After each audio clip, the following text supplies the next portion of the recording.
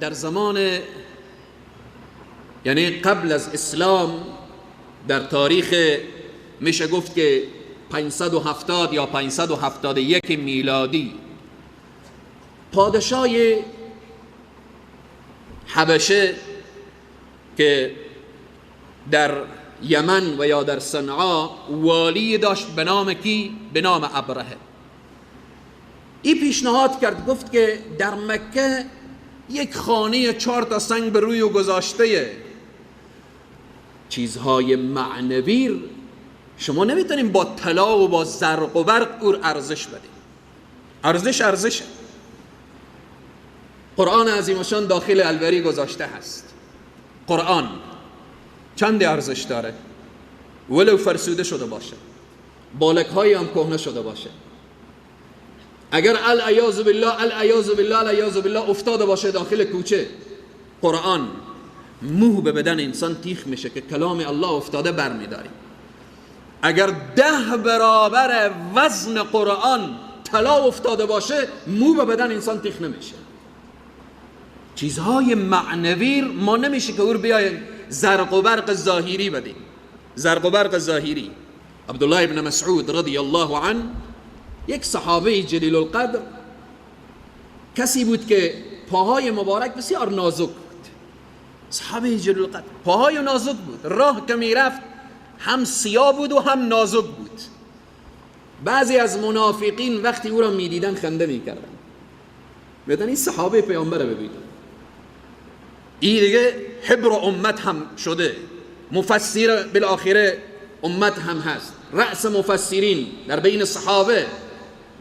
ای را ببینید، نبی کریم صلی الله علیه وسلم خبر شدن که منافقین به پاهای نازک و سیاه این صحابه جلیل القدر طعن وارد میکنن. رسول الله فرمودن پاهای این در بهشت از کوها هم استوارتره. این صحابه‌ای که در بهشت وقت قدم میزنه هزاران کافر قلدر در جهنم میسوزه.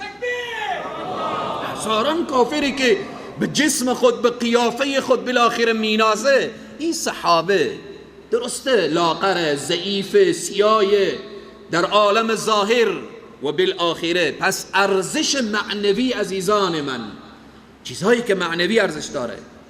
کفار همیشه به تجملات مینازن، کفار همیشه با حکم و حشم مینازن، کفار همیشه با پول و قدرت و اینها مینازن، ولی یک مسلمان نه. قصه بی هاجر رو فهمیدیم، یک زن و طفل در عالم ظاهر در اسباب بیایم بسنجیم. عقل چی میگه؟ عقل میگه باید یک شیر و پلنگ و گرگی بیایه بی هاجر رو بچیر بخوره بره دنبال کار خود. عقل چی میگه؟ میگه بی هاجر و ای باید در اونجا از ترس سکته میکردن، از ترس بین کوها سوزان شب و روز، دشت سوزان در روز و شب تاریک در شب. ولی توکل با الله چنان قوت و قدرتی به بی هاجر میده که تمام مفسرین بعد از بی هاجر انبیایی که به حج آمدن، نبی کریم صلی الله علیه و سلم، تمام صحابه تا به قام قیامت، تمام مفسرین و محدثین، عابدان دنیا و صالحان دنیا، تمام انسانها وقت وارد حج بشن الله میگه برو پای خود را بگذار جای پای بی هاجر، جایی که بی هاجر دویده برو بده، برو دنبال یک زن، برو تا به اخلاص او زن برسی، برو تا اینکه با دل پرسوز او زن بالاخره در دلت سوز پیدا بشه، برو بالاخره در اونجا 7 مرتبه. این سنت کی؟ سنت بی هاجر. رسول الله به او عظمت و بزرگی الله میگه برو به صفا و مروه، برو به صفا و مروه. به این عزیزان من توکل، اخلاص. اینجا هم پادشاه حبشه که والی داشت به نام ابرهه، در کجا؟ در یمن، در صنعا و بالاخره در اونجی، گفت که چند تا سنگ باله هم گذاشتن، مردم از هر نقطه دنیا میره اونجی طواف میکنه. اینا چقدر ساده هستن. بیا در کجا؟ در یمن یک خانه بساز از طلا، از نقره، از جواهرات، خوب مزین و مفشن، مردم دعوت بکن که بیاین چه کار بکنن؟ بیان طواف بکنن. به خاطر چی؟ تا اقتصاد بیایه در یمن. این فواید سیاسی، فواید اقتصادی، فواید بالآخره، همه این فواید بیایه داخل کجا بیایه؟ در یمن بیایه. از این غافل بود که این خانه خانه الله هست، این خانه رب العالمین هست، این خانه که قبل از آدم ساخته شده.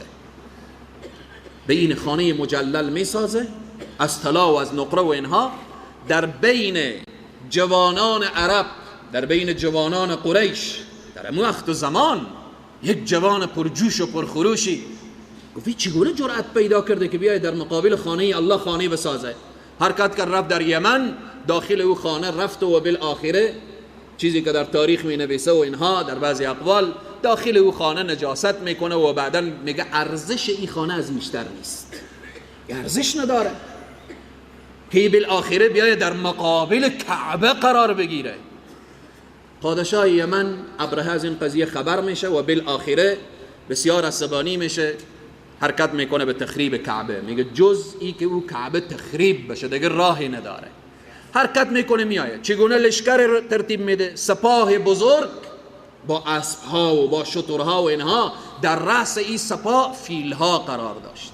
فیلها آمدن و بالآخره تا منطقه طائف و بعدا از طائف میخوان در اونجی جلسه و اینها. گفتم که داستان از این طولانیه، میشه عزیزان جوانان هر کدام بالآخره به تفاسیر مراجعه کنم، به سوره الم تر کیف مفصل ای داستان بیان میشه و الله سبحانه و تعالی در اینجا درس های زیادی به ما داره، تا اینکه میرسه در یک منطقه به نام منطقه محصر بین منا و مکه هست. در اونجا قرار میگیره، لشکر خود رو پایین میکنه.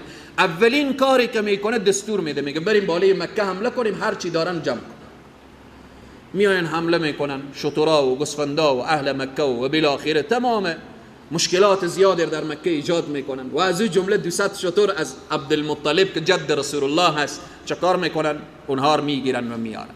خبر به عبدالمطلب میرسه، عبدالمطلب حرکت میکنه و میره پیش ابرهه، تا این که برای از او میگه که ما آمدم. میگه چی میگی؟ میگه من کلیدار کعبه ام، من بالآخره کسی که زعیم مکه هستم. خب میگه چی کار داری؟ اول خیلی احترام میکنه و بعدا این میگه من آمدم دنبال شترهای خود.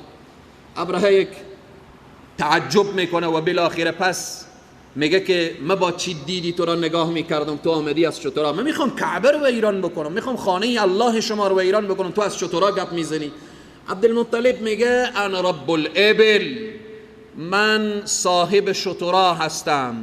کعبه از خود صاحب داره، کعبه از خود صاحب داره و از خانه خود الله سبحانه تعالی دفاع میکنه. به همینه که شترهای ازور میدن و بالاخره او میایه. مردم مکه هر کدام به غارهای کوه پناه میبرن، بعضی گریه میکنن. نکته مهم اینه که با همه شرک اطراف کعبه 360 تا بت گذاشته، لات و عزا و منات و هبل و فلان و فلان.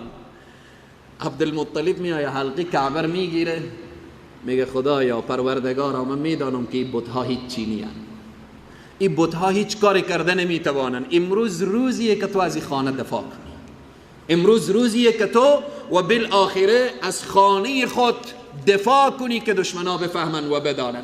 به اینه که الله سبحانه و تعالی در سوره الم تر کیف که من و شما را متوجه میسازه به این قضیه و به این داستان و میگه الم تر کیف فعل ربک باصحاب الفیل الم یجعل کیدهم فی تضلیل وارسل عليهم طيرا ابابیل ترمیهم بحجارة من سجیل فجعلهم كعصف مأکول. الله سبحانه وتعالی در این سوره فیل داستان و واقعی ابرهه و اینها را بیان میکنه.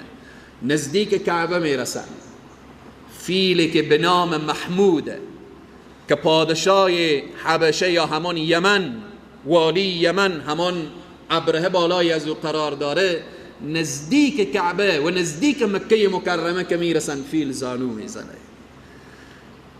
عشق کعبه که در دل پیدا شد دیگه فیل هم فیل هست، حیوان هم که وقت عشق کعبه در دلش پیدا شد. عشق عزیزان من چیزیه که مثل استون حنانه که یک تنه بود ولی در فراق رسول الله گریه کرد، یک تنه چوبی بود. فیلی که به نام محمود زانو میزنه و هر قدر که او را میزنن طرف کعبه حرکت نمیکنه، ولی رو از که دور میدن طرف یمن میدوه. همه حیران میمانن این فیل چرا حرکت نمیکنه؟ در او اثنا الله سبحانه و تعالی مرغان ضعیف به نام ابابیل حرکت میده.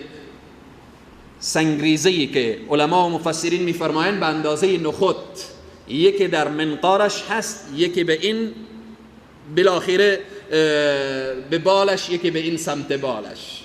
به تعبیر امروزی بالاتر از طیاره های بیم 52 حرکت میکنه و میایه از طرف بحر سمت جده که هست، از کنار بحر اینها حرکت میکنه و میایه بالای لشکر ابرهه.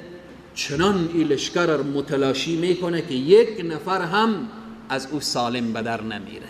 به این عزیزان من حفظ کعبه توسط مرغان ضعیف، توسط ابابیل، الله سبحانه و تعالی میفرماید الم یجعل کیدهم فی تضلیل و ارسل علیهم طیرا ابابیل.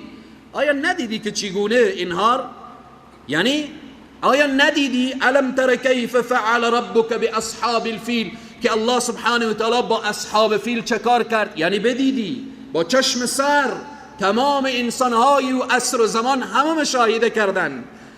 ابرهه چه کار میشه؟ ابرهه زخمی میشه، الله سبحانه و تعالی در وجودش یک مرض قرار میده، بند خوره. بند ابرهه چه کار میشه؟ از هم جدا میشه تا این که به کجا میرسه؟ تا این که در یمن میرسه و در اونجا هلاک میشه. به این عزیزان من از این چی درس میگیریم؟ به طور خلاصه و فشرده فقط دروسی که ما میگیریم وقتی که ابرهه نزدیک کجا میرسه؟ نزدیک مکه مکرمه به طائف، یک شخص جلورو قرار میگیره از مردمان مکه به نام ابو رغال جلورو هست، جاسوسه، وطن فروشه، میخواد که بالاخره مکه برای ابرهه و لشکریان از او تسلیم بکنه. نزدیک مکه که میرسه الله سبحانه و تعالی برای بعضی از جوانان و بالاخره شبابی که در مسیر راه بودن، وقتی که این مریض میشه در حال مریضی، و بعضی هم میگن بعد از این که این قضیه گذشت ای که فوت میکنه، مردم بیرون میشن چه کار میکنن؟ جسد از او سنگباران میکنن، قبر از او سنگباران میکنن در همو عصر و زمان. حالا این درس ها برای ما داره.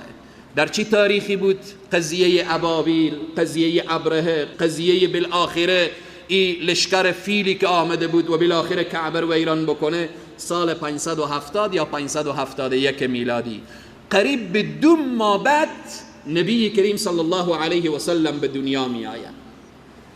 این درس میده که های دنیا متوجه باشید، همان قسمی که الله از کعبه خود حمایت کرد از پیامبر خود هم حمایت میکنه. همان قسمی که از پیامبر خود حمایت کرد از امت نبی کریم صلی الله علیه و سلم هم الله حمایت میکنه. واضح در قرآن میگه ان الله یدافع عن الذین آمنوا. این آیه چقدر ما جرأت میده. ان الله یدافع عن الذین آمنوا. الله میگه من دفاع میکنم از اهل ایمان، من دفاع میکنم از مؤمنین، من دفاع میکنم از اونهایی که میگن لا اله الا الله محمد رسول الله. عزیزان من به طور خلاصه و فشرده دروسی که ما از این داستان میگیریم، این درس ها چی هست؟ اول اینه که عبرتی و پندی و اندرزی که ما از این داریم، حالا داستان اصحاب فیل، قضیه ابرهه، قضیه ابابیل، خوب داستانی بود دیگه. خوبی داستان کو بینیه که داستان قرآن قصه کرد که ساعت ما تیر شه. داستانهای قرآن کو اوسنه نیست که بسیار ببخشیم شب وقتی که طفل نخوابه مادر یا برای داستان میگه قصه میکنه تا ای که او بخوابه. داستانهای قرآن به این نیست که ما بخوابیم. داستانهای قرآن اینه که الله به ما داستان میگه تا ما بیدار بشیم، تا ما بیدار بشیم. قرآن کتاب داستان سرایی نیست. الله قصه اصحاب فیل رو بیان کرد، قصه ابرهه رو بیان کرد، قصه ابابیل رو بیان کرد، لشکر اصحاب فیل رو متلاشی کرد. خب این چی درس داره؟ درس اول اینه که الله سبحانه و تعالی قصه ابرهه و لشکر ازور به خاطر از این بیان کرده تا این که درس عبرتی باشه برای کسانی که خانه های الله سبحانه و تعالی و شاعر او و شعائر دینر احترام نمیگذارند. کعبه شعائره، این خانه هم شعائر دینه. هر کس به شعائر دین و من یعظم شعائر الله، همین لحیه هم از جمله شعائر دین هست، شعائر دینه. چون نبی کریم صلی الله علیه وسلم به یه امر کردن ریش بگذارید و چکار کنید و سبیل کوتاه کنید. چیزی که امر پیامبر در او باشه خوی جز شعائره. مثالی بیان کردم، حجاب زن مسلمان جز شعائره. اگر کسی حالی بیایه شعائر دین رو استهزا کنه، تمسخر کنه، مثل که ابرهه هلاک شد این انسان هم هلاک میشه. کسی که شعائر دین، نماز، بعضی انسان ها از نماز فکاهی جور کرده، بعضی انسان ها از روزه فکاهی جور کرده، بعضی انسان ها از حجاب فکاهی جور کرده، بعضی انسان ها از ریش یک بالاخره مسلمان فکاهی جور کرده، از عالم دین فکاهی جور کرده، از جهاد و مبارزه فکاهی جور کرده، مجاهد فکاهی جور کرده.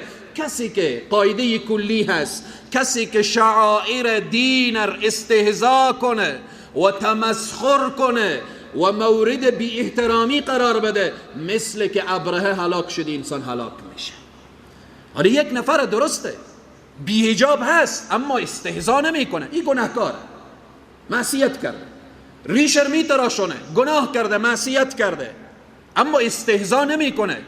مهم اینه که اگر کسی شعائر دین را استهزا کرد، از این درس میگیریم که او از زمره هلاک شدگان هست. دوم، در هر وقت و زمان مردمانی پیدا میشه که بر ضد قوتهای طاغوتی به مقابله برخاسته.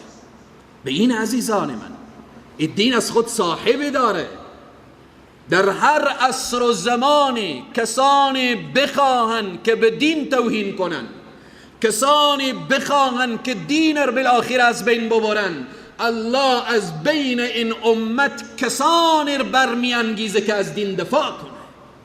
حالا این خوشا به حال کسی که او باشه، تو باشی، ما باشم، خواهر مسلمان باشه، برادر مسلمان باشه، هر کس. الله سبحانه و تعالی حتی از مرغان ضعیف خود درباره دین چه کار میکنه؟ کار میگیره. اگر تو در خدمت دین نبودی، ابو طالب کار خوبی نکرد، عبدالمطلب کار خوبی نکرد، رفت قلف کعبه را گرفت که یا الله تو از این خانه حمایت کن. امروز اگر کسی میایی مسجد را خراب میکنه، ما باید بگیم یا الله تو از خانه خود دفاع کن. اگر الله این انگیزه دینی در وجود ما نبینه، پرنده ها میاره. پرنده ها در او عصر و زمان چنان انسان ها از الله فاصله گرفته بودن که ذره غیرت به وجود اینا نبود. مشرکین تمام هم و غم اینا و بالاخره همون خانه و زندگی اینا شده بود. اما از دو حیوان در ابابیل، فیل که بزرگترین حیوانه، ابابیل ضعیفترین حیوانه، الله سبحانه و تعالی میگه ای انسان درس بگیر، فیل نمیآید طرف ویرانی کعبه، ابابیل میآید دفاع میکنه و لشکر بزرگ از بین میبره. این درس برای من و تو مسلمان میده. اگر در خدمت دین بودیم خوشا به حال ما، اگر در خدمت دین نبودیم الله از یک مخلوق ضعیف خود هم کار میگیره.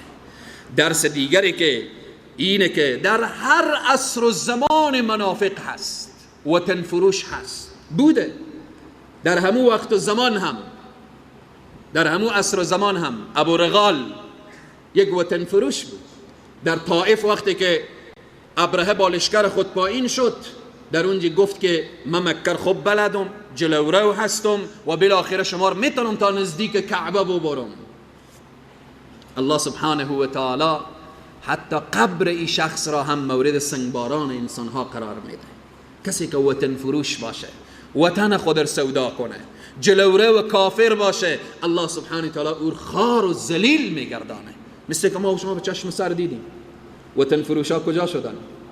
اونهایی که وطن را فروختن، اونهایی که هزاران بدبختیر به این وطن آوردن، اونهایی که جلوره و چشم کافر بودن الان کجا هست؟ کجا هستن؟ چگونه زندگی میکنن؟ اونهایی که قلبنا، روحنا، رواننا با کافر بود، الله سبحانه و تعالی اونها رو خار و ذلیل کرد، مثل ابو رغالی که الله سبحانه و تعالی او خار و ذلیل کرد در حیاتش و همچنین قبرش هم مورد سنگباران و اینها قرار گرفت. درسای زیاده داره عزیزان من. درس آخرش اینه که جی باشن، نشه که خدای نخواسته و بالآخره افرادی باشن در داخل دستگاه، مشاورینی باشن که عمر ی حکومت رو کوتاه کنن، عمر ی حکومت. پس بناهن مشوره میشه، با اهل مشوره بشه، با اهل متعهد و متخصص مشوره بشه و به امید این که حکومت ما با دوام و با ثبات باشه و دعا میکنیم پروردگار دستان مغرضین از سر حکومت ما و ملت شریف افغانستان کوتاه بگردن.